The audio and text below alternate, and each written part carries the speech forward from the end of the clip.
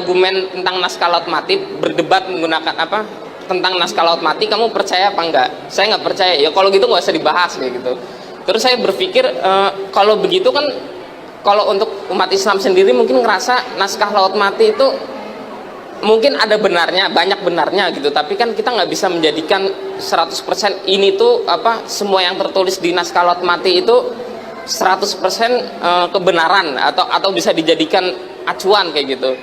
Terus bagaimana kita memilah-milahnya, mana yang benar, mana yang salah, atau mungkin ada yang kontradiktif, malah di naskah laut mati mungkin ada yang kontradiktif dengan kitab-kitab lainnya, termasuk mungkin Al-Quran, kan itu berarti tidak bisa kita ambil. Nah itu bagaimana kita menyikapinya kayak gitu.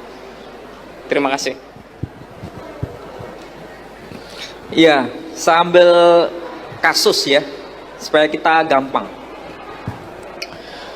Quran itu bagi kita umat Islam bukan sekedar wahyu ilahi. Kalau wahyu ilahi pasti ya, tapi bukan sekedar wahyu ilahi, juga sebagai dokumen historis dan sekaligus dokumen kritik sebenarnya. Dokumen historis tapi kritik. Misal kalau di dalam Al-Quran itu misalnya ada ayat kalau tidak keliru dalam surah Ibrahim, namanya saja surah Ibrahim. Ini menjadi warning bagi kita. Kenapa namanya surah Ibrahim?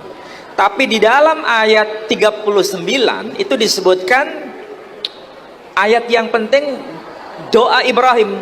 Dia berkata begini, Alhamdulillahilladzi wahabali alal kibari Ismaila wa Ishaqa inna rabbi lasami'ud du'a. Segala puji bagi Allah yang telah menganugerahkan kepada aku di masa yang sangat tua, yakni Ismail dan Ishak. Sesungguhnya Tuhanku maha mendengar atas doa yang dipanjatkan. Intinya ayat itu menggambarkan Ibrahim diberikan anugerah besar, dua keturunan mulia. Pertama Ismail dan Ishak. Catat baik-baik, urutannya adalah Ismail dan Ishak. Apakah informasi ini ada di dalam dokumen naskah laut mati? Ada. Ada. Dokumen abad ketiga sebelum Masehi. Ya.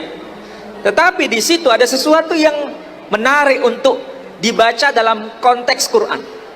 Ternyata di dalamnya informasinya sama tapi urutannya yang beda. Di situ disebutkan kalau dalam Quran itu Ismail baru Ishak, ya. Sementara dalam naskah laut mati itu terbalik. Bunyinya Abnai Abraham Yitzhak wa Ismail. Anak-anak Ibrahim itu Ishak dan Ismail, bukan Ismail dan Ishak. Kalau saya ibaratkan ini aqua, ini gelasnya.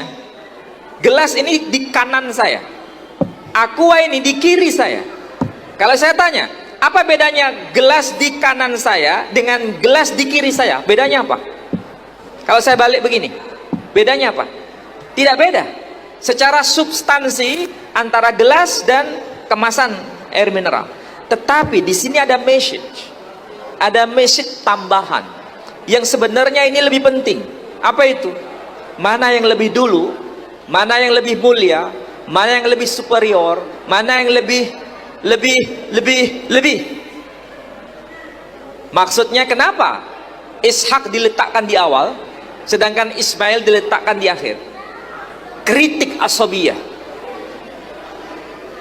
Mereka itu keturunan Bani Israel. Israel itu adalah nama lain dari Yakub.